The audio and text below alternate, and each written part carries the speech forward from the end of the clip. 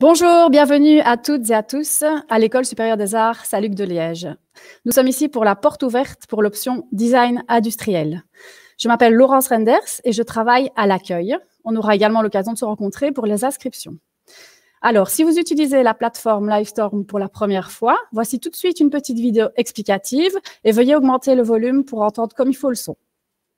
Bonjour à toutes et tous, nous allons donc utiliser Livestorm durant cette heure. Des enseignants, étudiants et membres des services administratifs vont prendre la parole. Mais nous vous invitons à interagir avec nous tout au long de la présentation. Afin de mieux vous familiariser à l'outil, voici à quoi ressemble l'interface. Des sondages seront proposés durant la présentation, donc par ici. Nous vous invitons évidemment à y répondre en temps réel. Dès que le petit rond rouge s'affiche, cela signifie qu'un nouveau sondage est disponible. Il vous suffit de cliquer sur votre choix et de soumettre votre vote. Sur votre interface, vous pouvez aussi accéder à l'espace questions, donc comme ici. Sur un ordinateur, l'espace est directement visible et il suffit simplement de poser une nouvelle question. Par contre, sur un smartphone, l'espace n'est pas visible, donc il faut cliquer ici pour afficher le panneau latéral. Les questions sont publiques, donc posez autant de questions que vous le souhaitez. Nous prendrons le temps d'y répondre de préférence vers la fin de la présentation. Si vous ne posez pas de questions spécifiques, mais que quelqu'un a posé une question dont la réponse vous intéresse quand même, cliquez sur la petite flèche, donc juste ici, pour montrer votre intérêt. Soit nous vous répondrons en direct, soit nous vous répondrons par écrit. En tout cas, nous vous remercions d'avance pour votre participation et surtout votre écoute.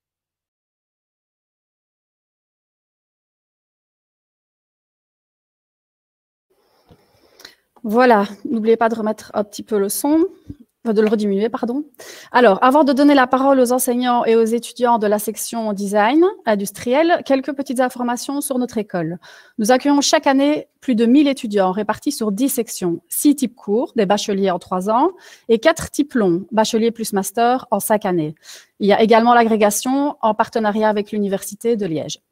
Plusieurs services administratifs sont à votre disposition. Il y a l'accueil qui répond à vos questions et vous réoriente, le service étudiant qui gère les dossiers administratifs des étudiants, un service d'aide à la réussite, un service international pour les départs en Erasmus, un service social pour les aides financières, mais également un soutien ou une écoute, et un conseil étudiant qui prendra contact avec vous dès la rentrée.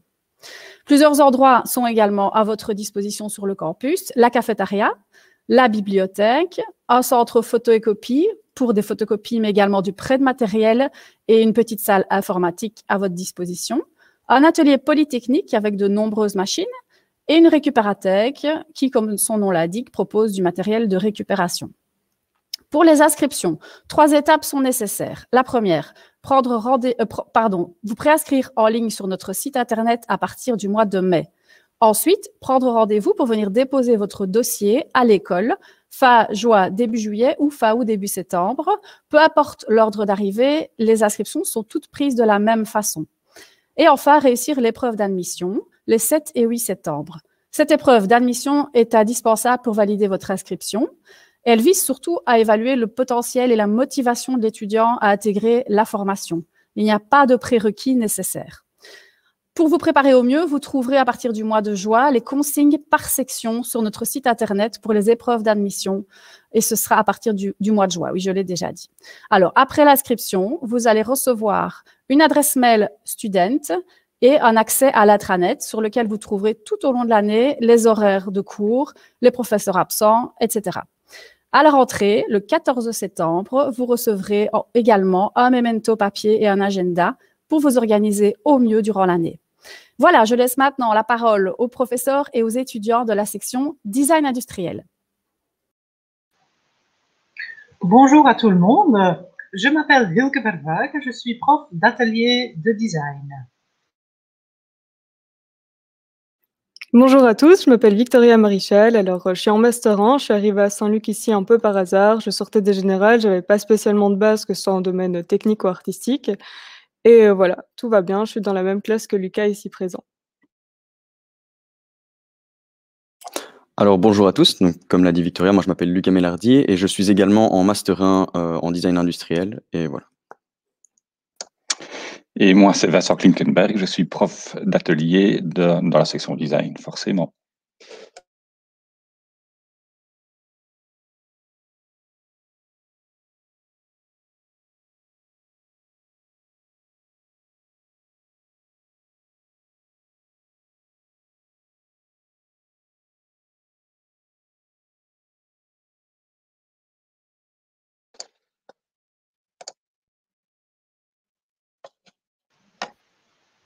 Voilà, on va vous partager une présentation avec différents travaux en cours et M. Klinkenberg va commencer et mettre son micro. Oui, oui, mon micro est branché. Voilà, vous êtes bien à la formation Journée porte ouverte pour la section design industriel. La section design industriel sur le campus se trouve dans les bâtiments qui sont entourés de bleu ici. On vous l'a dit, c'est une section parmi une dizaine d'autres. Tous les étudiants se retrouvent dans des locaux conjoints. Ça permet comme ça à chacun d'entre eux de discuter avec les étudiants des années supérieures ou inférieures. Alors, la section design a été créée dans les années 60, à l'époque où la sidérurgie à Liège était très importante et tout ce qui va avec, d'où notre héritage culturel et le fait qu'on soit aujourd'hui encore assez attentif à ce que quand un étudiant dessine un projet, ce projet soit réalisable et ne soit pas simple concept. Quels sont les objectifs de la formation? C'est vous permettre d'arriver sur le marché de l'emploi en tant que designer intégré dans une entreprise ou designer indépendant, être capable de gérer un projet pour l'industrie en répondant à un cahier de charges généré par et pour l'industrie. Alors, ce sont des études en 5 ans, 3 années de baccalauréat, suivies d'un master en 2 ans. Vous y suivrez à peu près 1000 heures de cours. On a un petit souci pour la projection de diaporama. Donc, je propose de faire un partage d'écran. Ce sera peut-être plus visible parce que je pense que, voilà, vous ne suivez pas les dias que M. Klinkenberg présente. Voilà. Donc, je vais vous partager mon écran. Je pense que ce sera...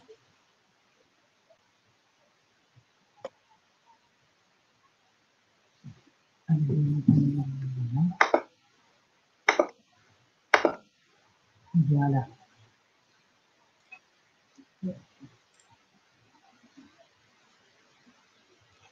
Voilà. Donc, je relaisse la parole à M. Klinkenberg. Donc, j'en étais à vous dire qu'il y a toute une série de cours avec plus ou moins 900 heures de cours par année de dispensés. Et sur les 3 premiers blocs, on va vous apprendre plutôt tout ce qui est outils qui va vous permettre de faire du design, de pouvoir présenter vos projets, de pouvoir concevoir un objet avec précision. Ce sera suivi de 2 années de master.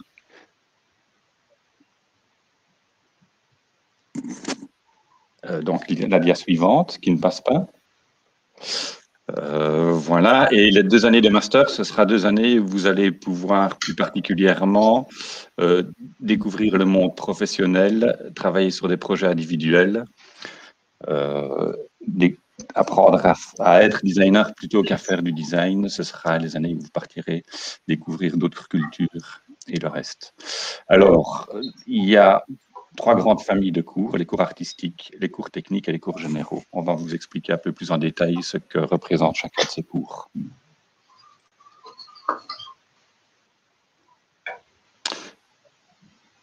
Pour les cours artistiques,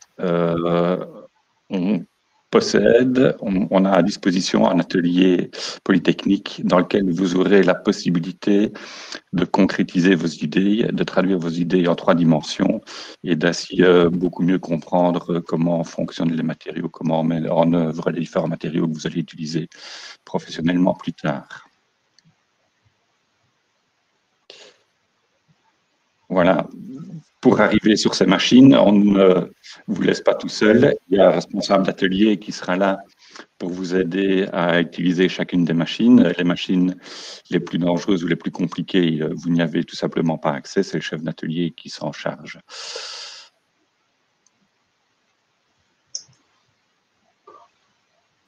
Alors, dans le cursus, un des premiers exercices qu'on nous demande de réaliser, c'est de reproduire à l'échelle 1,5 un des objets existants pour nous familiariser avec l'atelier. Alors ici, on retrouve un exemple de maquette qu'un étudiant de Bac 1 a réalisé pour le jury de Noël. Alors, dans la diapo suivante, vous allez voir un mixeur qui a été réalisé par un étudiant en fin d'année en première bachelier. Et dans la dia suivante, vous allez voir un projet, une maquette réalisée en deuxième bachelier, et on se rend compte finalement que l'étudiant prend en compte de plus en plus de facteurs importants, tels que l'ergonomie, l'utilisation de matériaux adéquats, etc. Et donc ça, c'est des thèmes et des approches qui sont développées au sein même du cursus. Alors, en Bac 3, on réalise des projets en groupe ou en atelier.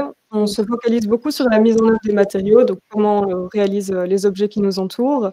Et on a beaucoup plus d'heures d'atelier, donc on est plus plongé dans nos projets. Alors que soit en Master 1, en Bac 3 ou en Bac 2, on a la chance de collaborer avec des entreprises, ce qui va nous permettre d'avoir la chance de participer à des concours. Et voilà, l'an passé, ils ont réalisé un lampadaire pour la société Schrader. Alors ici, devant vous, normalement, vous avez une collaboration qui a eu lieu cette année. Donc Victoria et moi-même, on a pu y participer. Donc c'est une collaboration avec un magasin de design liégeois, Watitude. Et donc on a pu, l'objectif, c'était de développer des projets pour leur magasin. Et donc une série de projets sont actuellement développés pour être commercialisés au sein même du magasin.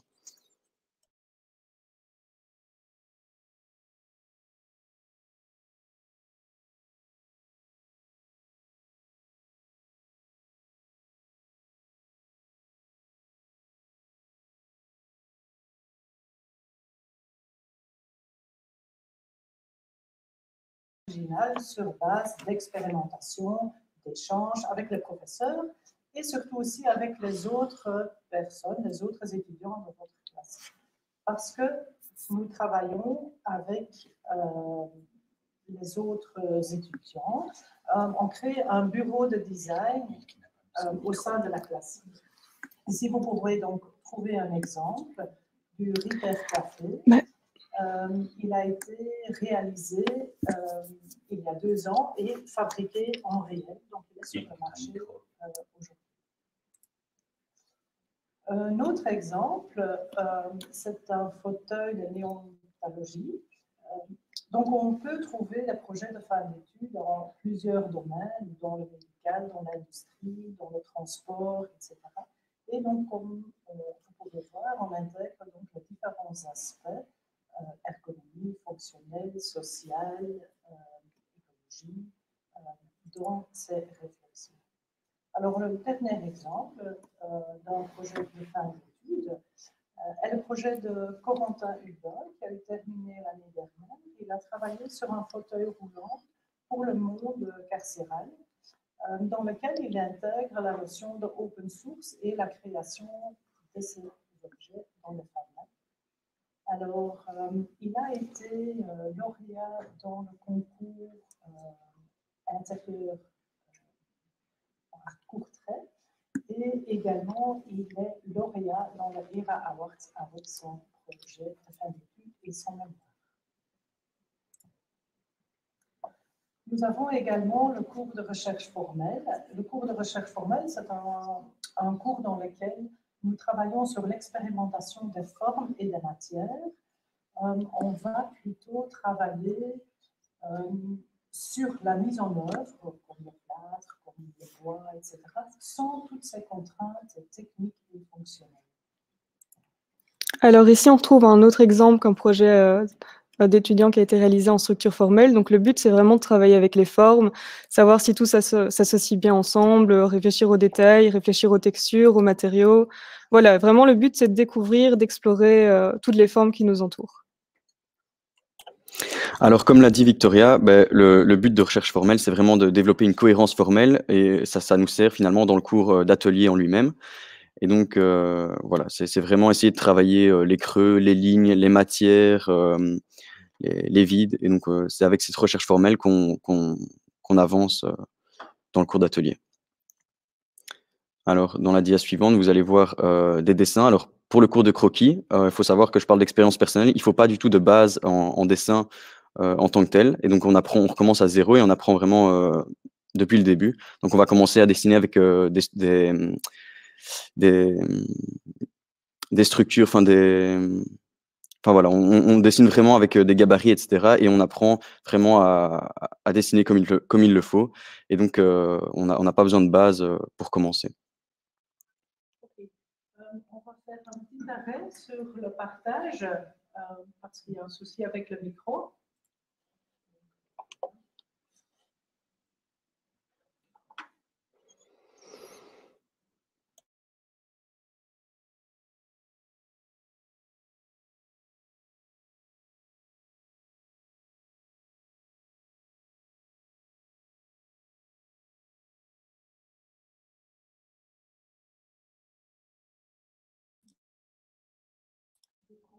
Voilà, on se permet de remettre simplement, c'est un partage d'écran, donc on se permet simplement de remettre un PDF. Voilà, c'est une première pour tout le monde, donc ce sera plus facile ainsi.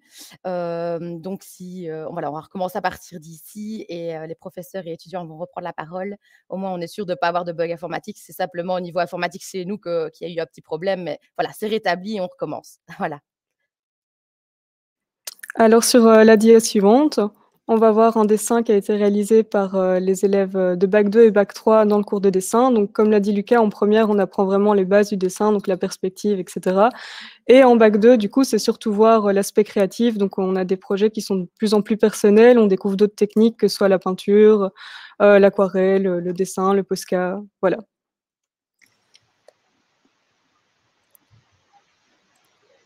Voilà. Alors, en première, on a aussi des cours d'architecture d'intérieur. Alors, on fait des maquettes, on a des travaux de groupe ou aussi individuels. Et le but, vraiment, c'est de travailler pour optimiser l'espace, gérer l'espace et découvrir aussi un peu à ce domaine. Plusieurs cours techniques sont également en appui pour l'atelier de design. Donc, on a les connaissances de mise en œuvre de matériaux, on a le dessin industriel, on a les cours d'informatique, logiciel 2D, 3D. Et donc, en fait, ces différents cours, ils s'appellent des cours techniques. Donc, vous pouvez voir ici dans le schéma, vous avez différentes heures, différents crédits par rapport au bac 1, bac 2, bac 3. Donc, les 3 premières années. Et puis ensuite, dans le Master 1, vous pouvez donc retrouver le nombre de crédits en lien par rapport à ces différents cours.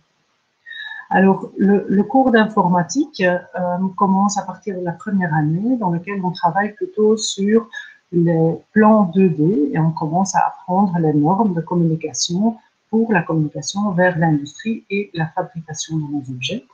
Et très rapidement, on va passer vers la modélisation 3D. On utilise les logiciels Creo et SolidWorks pour pouvoir vérifier les dessins qu'on a réalisés d'abord par croquis, et puis on va pouvoir intégrer aussi les différentes fonctions à l'intérieur de la modélisation.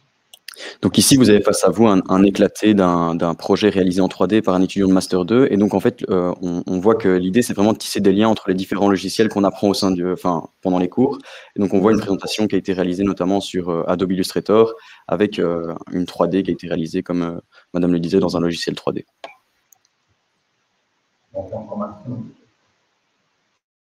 La formation reprend pas mal de cours appliqués, mais pas que. Il y a aussi des cours un peu plus théoriques, comme les cours généraux, des cours qui vont sur lesquels vont s'appuyer les cours d'atelier. Vous allez apprendre à vous situer par rapport à la société dans laquelle vous évoluez. Vous allez pouvoir parfaire votre culture générale au niveau de l'histoire de l'art, etc., etc.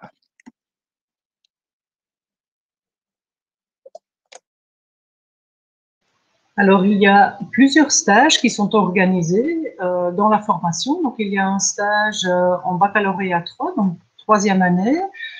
Ce stage dure 3 semaines. Et puis, en Master 2, nous avons aussi la possibilité de faire donc, un stage de 3 mois Ces stages peuvent se faire en Belgique, mais également à l'étranger. Et plusieurs étudiants, après ce stage, sont également engagés.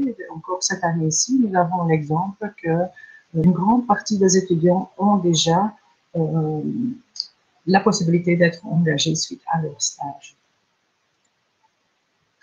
Il y a également le mémoire, donc ça c'est un travail plutôt rédactionnel et de recherche. Le mémoire se fait également en lien avec le projet de fin d'études, en lien avec l'atelier.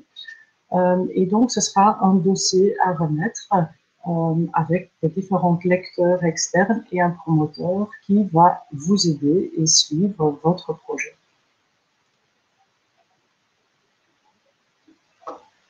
Quelques exemples d'entreprises avec lesquelles on a collaboré.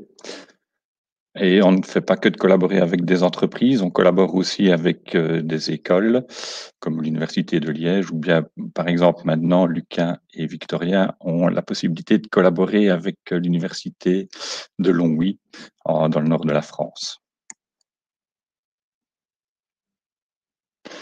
L'exemple d'un travail réalisé en collaboration avec un organisme extérieur, ici la Giftbox pour Atradel, que vous avez peut-être eu l'occasion de croiser à un endroit ou l'autre dans la province de Liège. Ici, un étudiant qui a participé à un concours international et avec son projet de fin d'études et qui a eu la chance d'être le lauréat. Il y a beaucoup d'autres concours auxquels on a participé. Ici, le concours Sit-Down, un autre lauréat. Éventuellement aussi, nos étudiants présentent leur mémoire. La Fondation ERA met en avant le travail rédactionnel des étudiants dans les études de type long. Et on a encore cette année, il y a un étudiant qui a gagné le prix dans la section design. Voilà, d'autres exemples de participation avec l'extérieur, concours, ici IKEA. La challenge qui unissait plusieurs talents issus d'écoles diverses et on pouvait voir un de nos étudiants dans le groupe. Alors, il y a plusieurs voyages scolaires qui sont organisés. L'an passé, on a eu la chance de partir à Berlin. Alors, ce qu'il faut savoir, c'est qu'on part généralement dans les villes où c'est lié au design. Donc ici, on est parti pour les 100 ans du Bose. Il y a aussi d'autres voyages qui sont réalisés. Par exemple, ici, il y a 2 ans, ils sont partis à Lyon pour faire d'autres visites. Alors ici, vous allez voir une petite vidéo que je vais compter. Je ne sais pas si elle va démarrer. Et donc, c'est tout simplement un voyage éducatif. Et donc, l'idée, c'était vraiment, c'est des voyages qui permettent de collaborer avec d'autres écoles et donc de partir travailler en collaboration avec des étudiants étrangers. Et finalement, on apprend aussi sur leur culture, etc. Sinon, en ce qui concerne les Erasmus, il faut savoir que la possibilité de faire un Erasmus est possible. Donc, on a des Erasmus qui sont possibles en Master 1, et donc c'est tout au long de l'année. Donc, il y a une liste diverse de pays européens ou extra-européens comme le Canada. Et l'Erasmus est possible soit en Master 1, soit en Erasmus+, donc c'est-à-dire après votre Master 2. Il faut aussi savoir que l'école est très axée sur l'étranger, donc il y a aussi des étudiants Erasmus qui viennent au sein même de la section design et ça permet d'avoir une approche différente et d'avoir voilà, des retours d'autres étudiants venant d'autres campus universitaires. Alors, un des points forts de notre section, c'est qu'on fait beaucoup d'activités. On a des journées vélo dans lesquelles on a des journées de parrainage pour les premières. On a des soupers de Noël de design, des workshops, des barbecues. Donc, on se connaît tous très vite de la Master 2 au Bac 1 et il y a une très bonne ambiance. Alors, l'idée à travers ces workshops, c'est vraiment de collaborer avec les étudiants plus âgés et plus jeunes et donc finalement d'en apprendre les uns enfin de lier nos compétences. Et donc ici, on a des exemples de workshops. Donc chaque année, il y a un workshop qui est réalisé par les Master 2. Et donc les 4 années en dessous participent à une co-création. Donc voilà. ça lie vraiment toutes les compétences et ça permet de tisser des liens. Et donc, il faut savoir que vous, les futures premières, seront épaulées par des étudiants plus âgés. Et donc, ça permet toujours d'avoir, s'il y a des questions, des aides quelconques, voilà, il y a des gens qui sont là pour vous. Ce qui concerne les projets qui sont réalisés durant l'année, donc ils sont parfois exposés au sein même de l'école ou alors dans des expositions extérieures et ça permet d'avoir un avis extérieur sur les projets réalisés au sein même du campus. Et donc voilà, là, on a un exemple d'une participation à une exposition extérieure.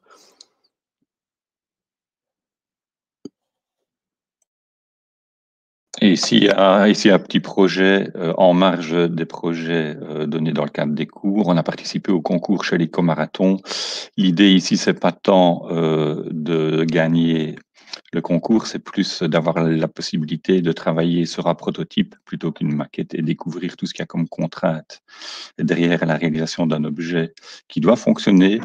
Et donc, ça s'est fait beaucoup plus sur base volontaire au niveau de la participation et c'est une très chouette aventure humaine où toute l'équipe se retrouve soudée dans un même objectif.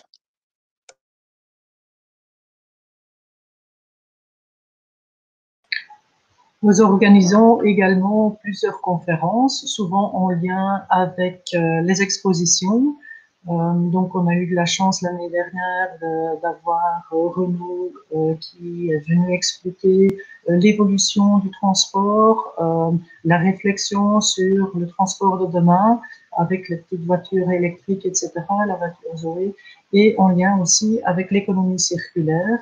Donc, le développement durable, c'est quand même un aspect important dans toute la formation et donc on l'intègre aussi dans les différents projets, dans les ateliers de Bac 1 au Master 2. Alors, que deviennent nos anciens étudiants? C'est toujours un peu la question au niveau des débouchés également. Je l'ai déjà un peu mentionné tout à l'heure. Grâce au stage, il y a déjà énormément d'étudiants qui ont déjà leur premier poste et qui peuvent donc tout de suite démarrer après leurs études. Il y a différentes possibilités. Il y a des étudiants qui deviennent auteurs de projets, c'est-à-dire que c'est eux-mêmes, auteurs designers, et c'est eux-mêmes qui développent leurs produits. Donc, vous pouvez par exemple ici voir un exemple de Chanel Capitani qui a réalisé et qui réalise elle-même ses œuvres d'art et qui les met sur le marché. Mais nous avons également des designers qui créent eux-mêmes leur bureau de design, qui sont alors au service de l'industrie. Et donc là, il y a plusieurs designers qui travaillent pour ces industries et souvent aussi en collaboration avec des ingénieurs ou d'autres partenaires. Et c'est aussi pour cette raison que nous travaillons déjà pendant la formation avec ces différents partenaires.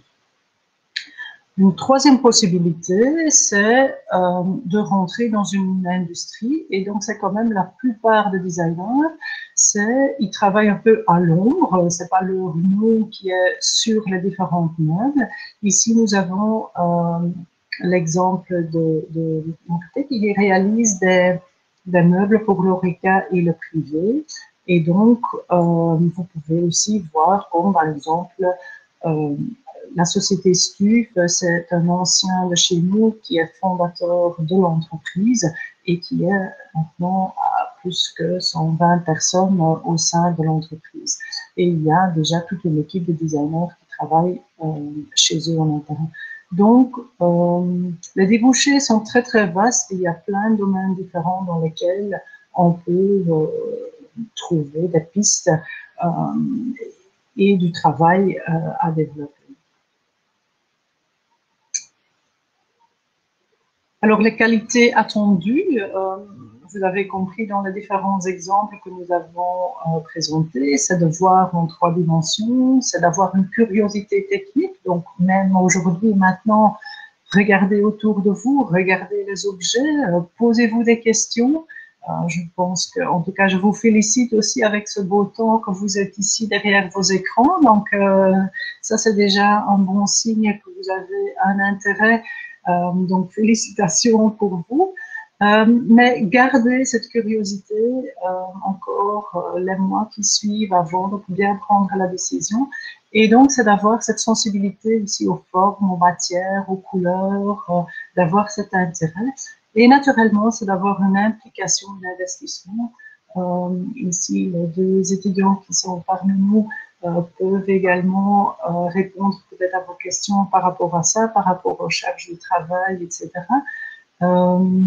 Voilà, donc il faut avoir une volonté et c'est le boulot qui fait avancer ce travail. Et donc, il y a aussi tout un travail en autonomie. Alors, l'épreuve d'admission, je laisse la parole à M. Klinkenberg. Oui, on vous en a parlé en introduction. Ce n'est effectivement pas pour sélectionner les meilleurs étudiants parmi vous, c'est pour vérifier que vous ayez choisi la bonne option et éventuellement, si vous de vous-même vous constatez que les exercices qu'on vous propose lors de la journée d'admission ne vous conviennent pas, c'est la possibilité de se réorienter ailleurs. Maintenant, voilà, c'est une épreuve qui est obligatoire, ce n'est pas à prendre par-dessus la jambe malgré tout, mais c'est beaucoup plus pour vous faire découvrir une fois un peu mieux la section qu'autre chose.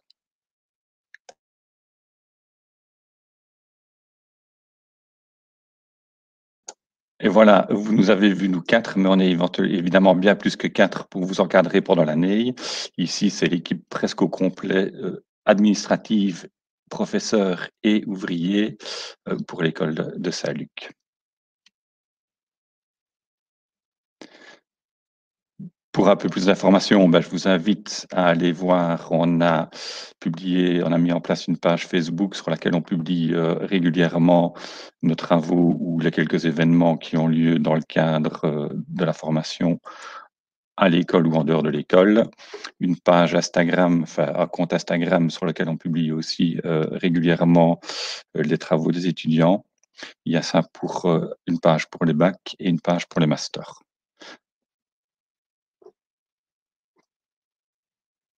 Voilà, si vous avez des questions, n'hésitez pas, on est là pour y répondre. Alors du coup, on va commencer par lire la question de Julie, qui nous dit « Si on doit travailler sur l'ordinateur, quels programmes sont nécessaires ?» Alors, du coup, en première, on va beaucoup travailler avec aussi Adobe Illustrator, donc comme on a aussi Photoshop. En première, on n'utilise pas spécialement beaucoup de programmes 3D et de rendu, c'est plus au fil des années, mais on utilise par exemple Fusion 360. Je ne sais pas si vous avez envie de compléter cette question. Oui, donc nous travaillons également avec Creo et SolidWorks. Ce sont des logiciels que l'école vous fournit, donc au niveau de la licence, etc. Vous ne devez pas encore vous tracasser. Alors, au niveau du design industriel, la plupart des étudiants travaillent avec un PC. Par exemple, Creo tourne très bien sur PC. D'autres étudiants travaillent sur Mac, mais c'est la minorité. Donc, voilà. Je pense que ça a été suffisant comme réponse. Les autres programmes, c'est naturellement Office, etc., mais c'est également des logiciels que vous recevez de l'école, naturellement. Alors du coup, maintenant la question de Lise. Bonjour, est-ce qu'il y a des cours de langue durant le cursus? Non, on n'a pas de cours de langue. Maintenant, c'est vrai qu'on avait des options supplémentaires qui nous permettaient en bac 2 d'avoir des cours d'anglais, par exemple. Mais en tout cas, ici, en design industriel, non, on n'a pas de cours de langue. Alors, combien est-on en classe? Oui, alors, nous avons de la chance d'avoir un suivi très personnel, c'est-à-dire que vous êtes en moyenne avec 20 étudiants en classe. Donc, en première année, on a détriplé la classe pour justement permettre d'avoir un suivi personnel, parce que vous avez compris qu'il y a toute une réflexion et une intégration de votre créativité. Donc, il y a un suivi. Et comme Victoria l'a mentionné tout de suite, les professeurs vous connaissent très rapidement parce que nous avons donc ce suivi. Donc, ce n'est pas comme à l'université dans laquelle vous êtes fort à distance. Donc, c'est un suivi personnel. Alors, dans quel type d'établissement peut-on travailler après les études de design industriel? Mais donc, les études de design industriel vous mènent à travailler pour vraiment beaucoup de domaines. On va vous apprendre à gérer un projet de manière créative et à pouvoir traduire formellement toutes les contraintes qui sont liées à la conception de ces projets-là. Donc, vous pouvez arriver autant dans le domaine du mobilier que dans le domaine très technique. Certains de nos étudiants travaillent dans une entreprise qui fabrique des machines agricoles ici dans la région, et d'autres, comme on l'a vu dans le PowerPoint, se mettent à leur compte et font du mobilier sur mesure, par exemple. C'est une formation qui ouvre beaucoup de possibilités pour ce qui est du métier que vous exercerez plus tard. Devons-nous travailler à l'ordinateur? Oui, on travaille beaucoup à l'ordinateur. En première, du coup, on fait aussi des cours de dessin technique à la main pour apprendre les bases. Maintenant, c'est vrai qu'on est beaucoup sur l'ordinateur, hormis par exemple en dessin, mais c'est vrai qu'on y est beaucoup. Alors, est-il nécessaire d'avoir des prérequis en design? Alors, je peux peut-être répondre à la question. Non, il n'y a pas besoin de prérequis en design et c'est vraiment au fil du temps que vous allez vous intéresser de plus en plus aux objets. Et donc, maintenant, par exemple, je vois la souris qui est dans ma main et bah, ça devient une obsession. Mais il n'y a aucun prérequis nécessaire et ça s'apprend finalement au fur et à mesure et au fil des années.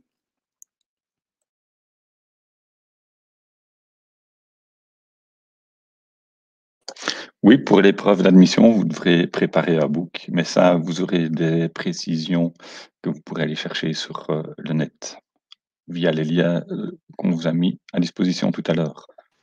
Oui, peut-être juste pour compléter cette question-là, faut-il un book? Alors le book, ce n'est pas nécessairement avec vos propres projets, parce que peut-être vous n'avez pas encore vos propres projets. Donc le book, ce sera plutôt aussi une réflexion sur des objets qui vous entourent. Donc on ne vous demande pas de faire déjà plusieurs projets, surtout quand vous venez de l'enseignement général. Peut-être que vous n'avez jamais dessiné, peut-être que vous n'avez jamais réalisé aucun objet. Donc ça ne pose aucun problème. Le book, ce sera aussi une compilation des travaux ou des objets qui vous entourent, qui vous parlent et qui vous poussent à aller dans la section de design industriel. Le book sera là pour communiquer plus facilement avec vous et pour voir un peu dans quelle direction vous souhaitez faire et quelles sont vos affinités par rapport au design industriel.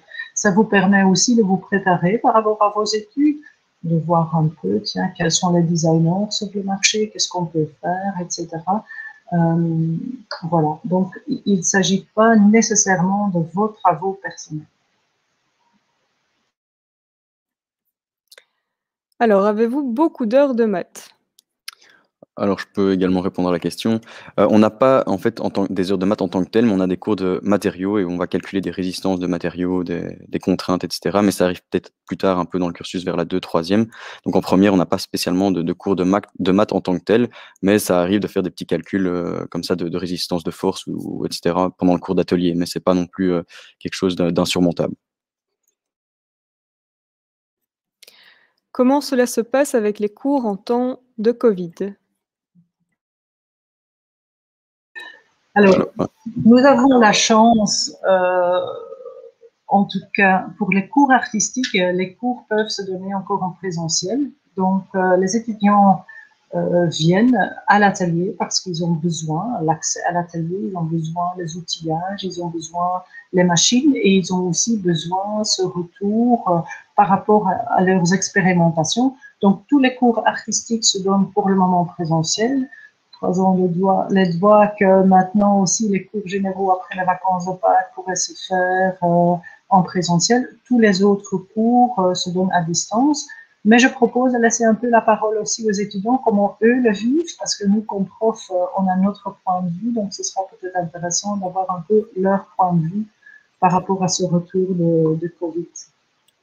Tout à fait, oui. Ben donc du coup, pour la majorité des cours théoriques, comme ça a été cité, finalement, on les a à distance et donc on travaille avec un logiciel qui s'appelle Teams et donc on rend des travaux par Teams ou on a des cours en direct, tout simplement. Et donc, pour les cours pratique, on peut se rendre à l'atelier et donc finalement on porte, on applique les gestes barrières, mais voilà, ça.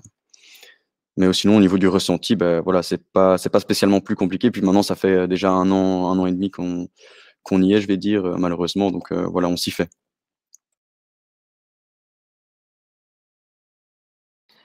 Comment cela se passe pour construire les prototypes, etc., au niveau des matériaux, des machines, etc.? Je vais y répondre. Donc, pareil que pour le reste, vous pouvez arriver dans la section sans avoir jamais utilisé une seule machine, sans savoir ce que c'est qu'une scie à ruban ou une plieuse de tôle. On va vous apprendre à utiliser toutes les machines qui sont mises à votre disposition à l'atelier. Et vous verrez, ça va très facilement. Ensuite, au fil du temps, vous allez apprendre à utiliser les logiciels 3D et donc vous allez pouvoir travailler avec les machines de prototypage rapide qui existent maintenant, imprimantes 3D et autres, fraiseuses numériques, etc.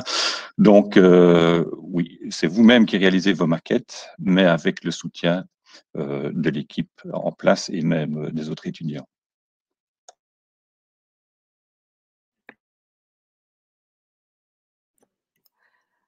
Donc je peux peut-être ajouter à cette réponse que voilà, finalement, on n'est pas tout seul, donc on est aidé et puis on s'entraide aussi entre étudiants et donc on utilise beaucoup de moyens. Enfin, avec l'avancée dans les années, on utilise de plus en plus l'impression 3D et on fait nos maquettes comme ça, ou alors on utilise des machines telles que le thermoformage, etc. à l'atelier et c'est assez chouette à faire. Je viens d'un enseignement artistique et j'ai peur de ne pas avoir le niveau d'un point de vue technique. Pouvez-vous m'éclairer? Alors personnellement, je sortais des générales, j'avais pas spécialement de cours de maths plus ou sciences fortes, j'avais pas spécialement des notions au niveau technique et on a appris tout ici et je pense que c'est pas quelque chose qui doit vous restreindre et ça doit pas être une crainte parce qu'on prend le temps d'y réfléchir et voilà. Oui, moi je ne peux pas dire qu'il y ait un profil d'étudiant qui soit plus favorisé qu'un autre quand ils entreprennent les études. Qu'on vienne du technique ou du général, on vient chacun avec ses forces et ses faiblesses et la première année est là pour permettre à chacun justement de découvrir ce qui lui manque. Oui, donc c'est tout à fait très complémentaire. Donc des étudiants qui ont plus de facilité au niveau recherche formelle, recherche de dessin, etc., ben, ils auront peut-être plus de temps pour faire des études théoriques, l'étude, en tout cas la mise en matériaux, le cours d'ergonomie, etc., pour pouvoir étudier. Les étudiants qui viennent des cours générales, l'humanité générale, ben, eux, ils auront peut-être un peu plus de facilité pour leurs études, mais ils auront peut-être besoin un peu plus de temps. Donc, c'est un peu ça le travail, cette complémentarité entre les études théoriques et la pratique.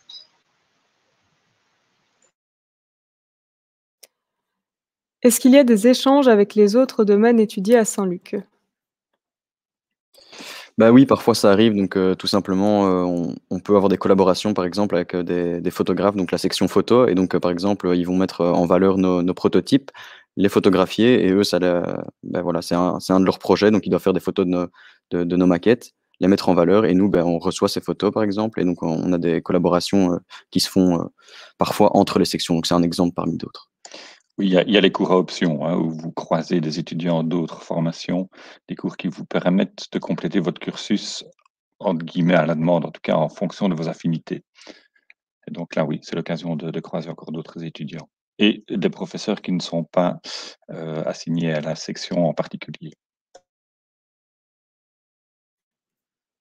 Combien de temps dure un projet, plus ou moins? Ça varie. En master 2, le projet dure toute l'année et en bac 1, on fait à peu près 4 projets par an. Au fil du temps, ça peut être des projets très courts. Certains projets peuvent être développés sur une journée, d'autres sur 3 mois. C'est très variable et c'est en fonction des objectifs qu'on se fixe année par année.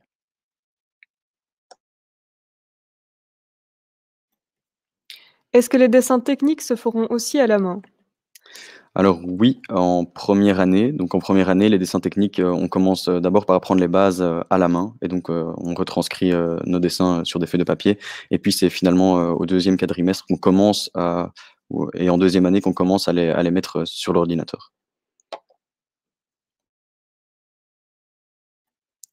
Bonjour, j'ai une spécialisation en céramique. Est-ce que je pourrais continuer à travailler avec cette matière? Oui, je vais peut-être répondre. Donc, en fait, en bac 1, donc bloc 1, nous abordons plusieurs matériaux différents et nous ne pourrons pas uniquement travailler la céramique. Donc, il y aura le bois, il y aura le métal, il y a la matière plastique, etc. Et nous avons les différents objectifs pour faire le lien avec les cours généraux de mise en œuvre, de matériaux, etc., pour faire le lien avec les projets. Donc, peut-être sur les 5 années, il y aura un projet au niveau céramique, mais nous ne pourrons pas du tout que travailler au niveau céramique. En dernière année, on travaille plus avec des projets individuels, mais là encore, ce n'est pas la matière qui guide les choix, c'est plutôt les fonctions, les comportements des utilisateurs et la matière est plutôt au service du projet. Et donc, ce n'est pas la matière en premier lieu qui définit le choix pour le projet.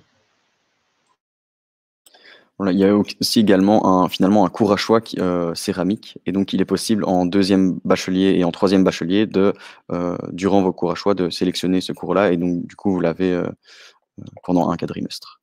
Voilà. Donc ça, c'est une autre possibilité aussi pour travailler la céramique. Y a-t-il un coût supplémentaire pour utiliser les différentes technologies pour réaliser les prototypes, pour les impressions, pour des affichages, etc.? Ce ne sont pas des études gratuites. Il faut effectivement, en général, que vous fournissiez votre matière. Maintenant, l'avantage qu'on a quand on collabore avec des entreprises extérieures, c'est que ce sont elles qui prennent à leur charge les frais de réalisation de maquettes ou de prototypage. Maintenant, oui, il y a un coût pour réaliser vos maquettes, ça c'est certain. Mais c'est tout à fait abordable, hein. On reste raisonnable dans le choix des projets qu'on vous demande, sur lesquels on vous demande de travailler, et donc ce ne sont jamais des sommes folles. Et c'est aussi pour cette raison que nous avons Récupératech au sein de l'école, qui a été développée par les étudiants et qui est aussi gérée par les étudiants. Et en fait, dans la Récupératech, l'idée, c'est de vraiment pouvoir récupérer un maximum de matière quand on travaille en MDF, quand on travaille en matière plastique, quand on travaille en carton, etc. Donc, il y a énormément de choses qu'on peut naturellement exploiter dans ce niveau-là. Nous avons également un centre de photocopie et d'impression 3D au sein de l'école. Et là, c'est uniquement la matière première que vous devez payer. Donc, ce n'est pas à votre charge tout l'investissement des machines, etc. Parce que le but, c'est naturellement de vous familiariser avec cette nouvelle technologie.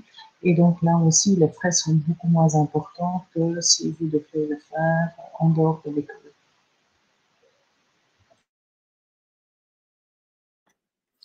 Devons-nous acheter beaucoup de fournitures matérielles? Alors, du coup, on vous a un peu répondu à la question précédente. Maintenant, c'est vrai qu'on a la Récupératech à l'école qui va nous permettre d'utiliser des matériaux de récupération, mais c'est sûr que de temps en temps, on va aussi acheter des matériels pour réaliser nos prototypes et nos maquettes.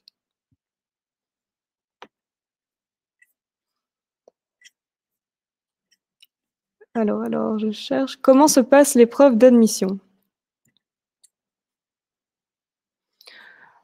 Du coup, nous, en tout cas, pour notre épreuve d'admission, on avait 1 ou 2 jours, je pense. On a dû faire un petit test tous ensemble dans la classe. On a réalisé une petite maquette avec les matériaux qu'on avait. Donc, je pense que c'était des feuilles de papier.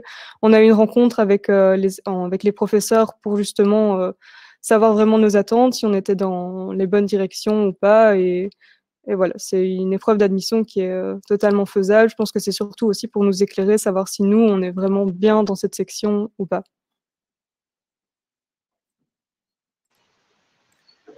Oui, exact. Donc, l'idée, c'est aussi de vous poser la question, est-ce que c'est exactement ça que vous vouliez faire? C'est aussi un moment de rencontre. Donc, comme on a déjà discuté un peu tout à l'heure par rapport à votre book, quels sont vos intérêts? Est-ce que vous trompez pas par rapport à la section? Alors, on fait effectivement un travail pratique pendant 4 heures. Donc, l'idée, c'est de vous immerger vraiment dans un atelier comme vous aurez pendant l'année. Et là aussi, de voir un peu si vous êtes sérieux, si vous êtes capable, si vous êtes soigneux, différents éléments qu'on attend de vous, mais sans avoir de prérequis nécessaires. Donc, on vous guide aussi dans cette épreuve d'admission. Quand vous dites abordable, quel est le budget annuel moyen?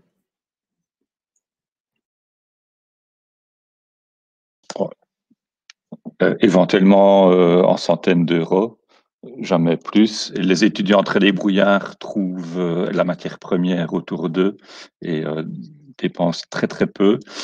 D'autres sont moins avares et vont chercher de la matière première neuve ou un peu plus de matière que nécessaire. Donc c'est très variable, mais c'est de l'ordre d'une centaine d'euros à quelques centaines d'euros par année. Ça dépend forcément en Master 2, le projet de plus grande ampleur.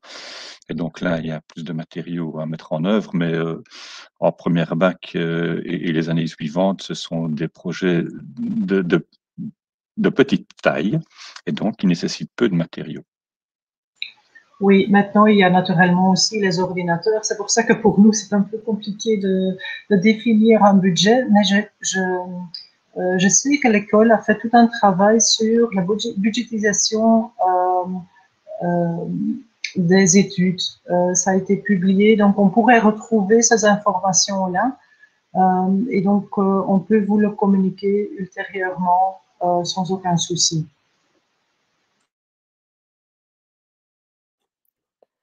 Ma fille est à l'EMAP à Namur. Est-ce une bonne base? Elle aimerait être designer automobile. Est-ce bien de passer avant par designer industriel? Merci. Bonne question. On a plusieurs étudiants qui ont commencé leurs études chez nous, qui ont terminé leur formation dans des écoles spécialisées, forcément hors de nos frontières. Oui, ça va vous permettre de vous familiariser avec la présentation graphique, avec le dessin, avec même un peu plus que le design automobile, une réflexion sur ce que vous allez dessiner. Maintenant, est-ce que c'est un passage obligé avant de se lancer dans le design automobile? Certainement pas. Voilà. Les étudiants qui sont passés par chez nous et qui ont décidé de se spécialiser dans cette direction-là ne regrettent pas d'avoir usé leurs pantalons sur nos bancs. Il n'y a pas de problème. Je vous invite de découvrir l'ancien étudiant Pierre Leclerc, qui est passé chez nous, qui est passé après en Suisse et en Amérique, oui. Et qui est maintenant directeur du style chez Citroën, hein, qui a un beau parcours professionnel. Mais c'est clairement dans les écoles spécialisées qu'il a développé ses compétences pour le design automobile et pas chez nous. Ça c'est évident. Si on doit travailler à l'ordinateur, quel type d'ordinateur doit-on acheter? Je ne sais pas spécialement s'il y a vraiment un ordinateur précis. Maintenant, c'est vrai que c'est bien d'avoir un ordinateur puissant. Personnellement, j'ai un MSI, mais avant, j'avais un Asus. Je pense que voilà, on n'est pas spécialement obligé d'avoir un Mac Pro. Je pense que tout est faisable avec les ordinateurs qu'on a actuellement. Et il n'est pas nécessaire d'acheter votre ordinateur avant d'entamer vos études. Les premiers cours, les premières semaines ne nécessitent pas d'avoir un ordinateur. Sinon, enfin, sauf si on est encore en confinement comme maintenant, et là, il faudra suivre les cours théoriques sur Teams. Autrement, effectivement, les premiers travaux réalisés à l'ordinateur arrivent un peu plus tard que dans les premières semaines. Ok, du coup, j'ai l'impression qu'on a répondu à toutes les questions posées. Si vous avez d'autres questions, parce que c'est tout à fait normal, il y avait plein d'informations, n'hésitez pas à nous contacter. Donc, vous pouvez retrouver dans le chat le lien vers nos adresses mail. Également, il y a le site de Saint-Luc. Voilà, nous sommes tout à fait à votre disposition pour des informations complémentaires. Et je vous souhaite une bonne après-midi au soleil et à profiter un max. Au revoir. Au revoir. Au revoir tout le monde. Au revoir et passez une bonne journée. Au revoir. Au revoir. Merci beaucoup. Voilà, notre porte ouverte touche à sa fin. Si vous avez encore des questions, vous pouvez vous renseigner. Voilà, c'est mieux comme ça. Ok, donc je disais, notre porte ouverte se termine. Si vous avez encore des questions, vous pouvez vous rendre sur notre site internet où vous trouverez les mails des professeurs. Alors, vous allez recevoir par mail maintenant un lien avec le replay de cette vidéo et une attestation de présence si vous en avez besoin pour votre école secondaire. Voilà, si une visite sur notre campus était possible, évidemment, vous seriez tenu informé sur notre site internet. Voilà, merci à l'équipe administrative, merci aux professeurs, aux étudiants et merci à vous pour votre participation et à bientôt aux inscriptions.